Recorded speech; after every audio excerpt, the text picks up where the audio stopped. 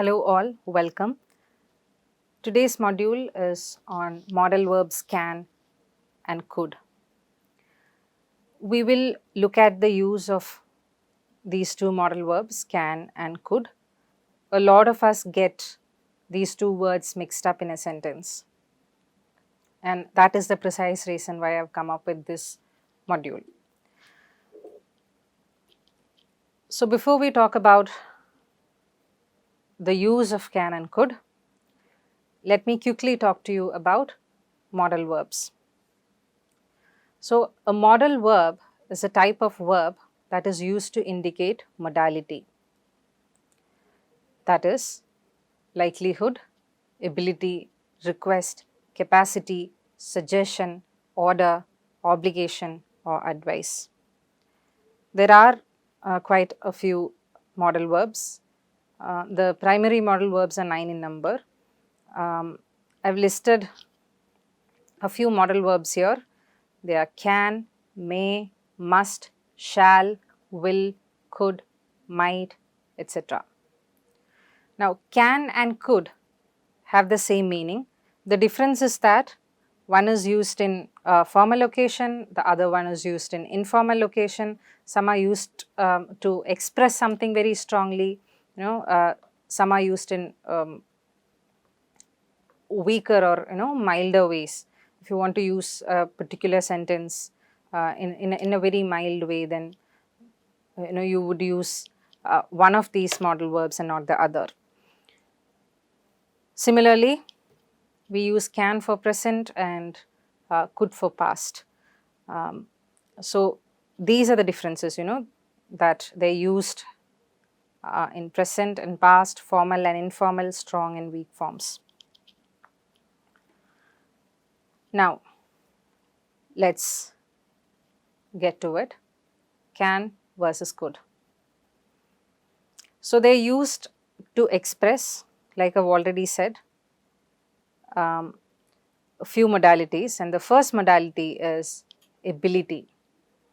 So can is used to express ability in its present form. For example, I can play tennis, he can swim. So here when I say I can play tennis, I am talking about my ability, right? Whereas could is used to express ability in its past form. For example, I could play tennis when I was in school. So in this case, I am talking about something that I could do back in past, and it's something that I can't do anymore, not in the present. Therefore, I say I could play tennis when I was in school. It means this person does not play tennis any longer. Similarly, look at the other example. He could beat anyone in swimming in his prime. In his prime means in his best years when he was young and healthy and energetic. So he could beat anyone in swimming in his prime. So again, he is not as good as he was back then. At present, he doesn't swim, or maybe he swims, but he is not as good as how he was in the past. Maybe he doesn't beat anyone in swimming anymore. Okay, I hope I made that distinction clear. The next modality is possibility. When we talk about possibility, we could use both can and could, but could is used more often than can when we talk about possibilities. Now, let's check the use of could with regard to possibility, okay? Let's check the example. The bus could be late. This is in its present form. So, let's suppose you and me are both waiting at a bus station and it's time for the bus to arrive, but we don't see it. Now, I might say, I think the bus could be late. So, I am making a guess of the current situation, saying what is possible. Now, here is another use. If you don't study, then you will fail the exam. So, this is future tense, right? If you don't study, you could fail the exam. So, I am guessing about the possibility of a person failing in future, right? Now, am I sure that you will fail in the exam? No, I am not sure. But I am saying you could, meaning there is a possibility you might pass, you could pass, but I am saying it is also possible that if you don't study, you could fail. So, this sentence, if you see, like I have already said, talks about a future possibility. Now, the question is, can you use could to refer to past possibilities? The answer is yes. An example of that is the third sentence that I have given here. He could have been successful in his career had he listened to his boss. So, I hope I made the part on possibility with regard to could very clear. Now, let us check the use of can. Like I have already said, when you talk about possibility, we mostly use could, except for general possibilities, like if you are stating about or you are talking about general things in the world. For example, you can fall sick if you get drenched in rain. Another example is living in New York can cost a fortune. So, you see that these are just general statements about what is possible in the world, right? So, it is when we are talking about these general possibilities that we use can, but in every other context, when we talk about possibility, we use could. Now, another use of can and could, these two modal verbs, is to make polite expressions. And within polite expressions, I have categorized them into four. The first is in making suggestions. So, when you make suggestions, you should always use could. So, two example sentences are given here. We could try Thai food this time. So, here you are suggesting something, right? So, let us suppose you have all gone out, a bunch of friends have gone out for dinner. So, you would like to make a suggestion, and this is how you phrase the sentence. We could try Thai food this time. Or we could ask the teacher to postpone the exam. So, you are talking about or you are making a suggestion, right? Now, the second context is when you make requests, and when you make requests, you can use or you could use both can and could. Two example sentences are given here. Can you pass me the salt, please? Could you pass me the salt, please? Can I speak to Vaiga, please? Could I speak to Vaiga, please? Now, when you get a sentence, let's suppose the question is something like,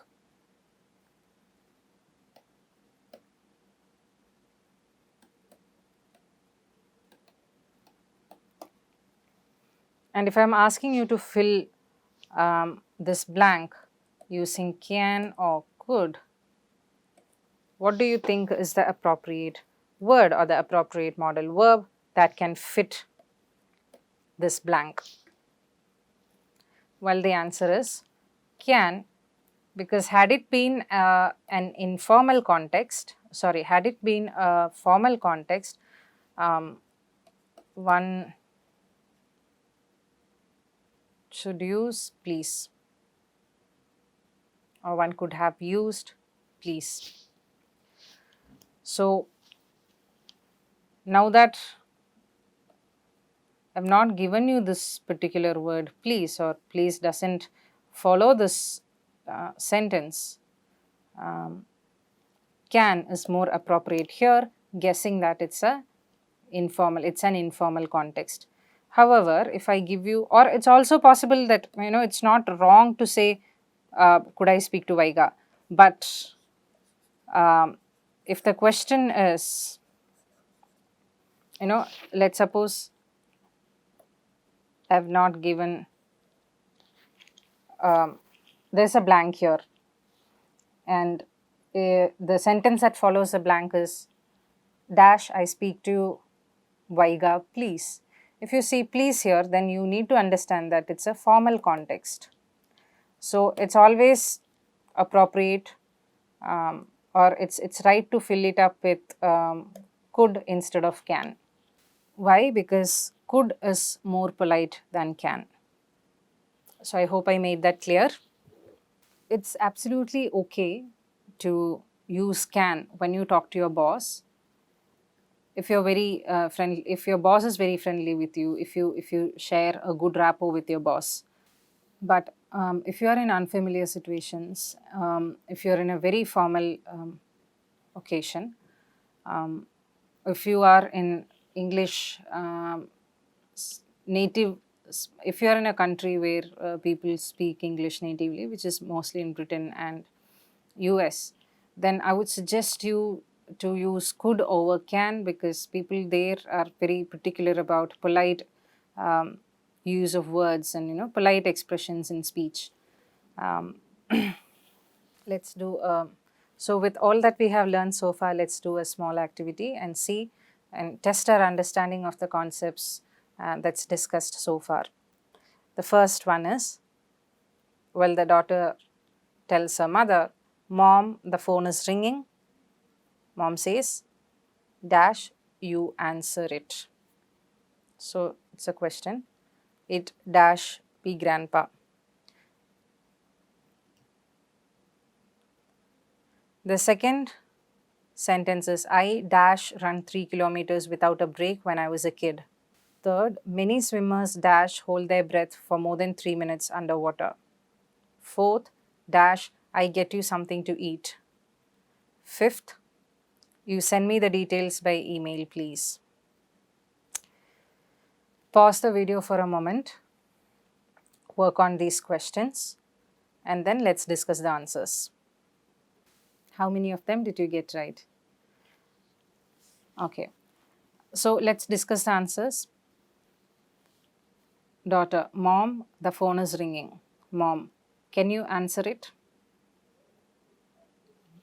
This is a request, right?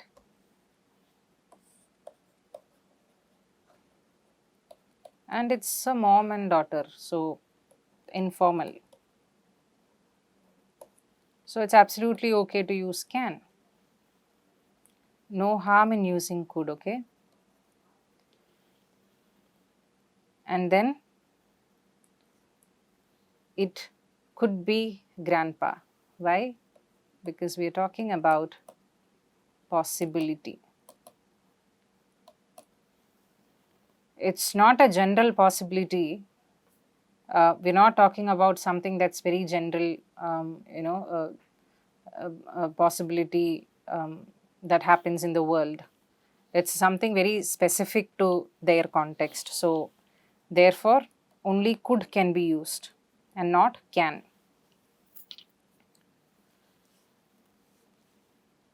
Now, again, if you see, I could run 3 kilometers without a break when I was a kid. So, here you are referring to something of the past.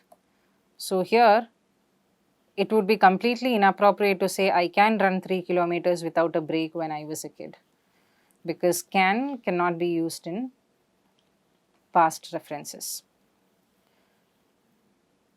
Let's look at the third sentence. Many swimmers can hold their breath for more than 3 minutes underwater.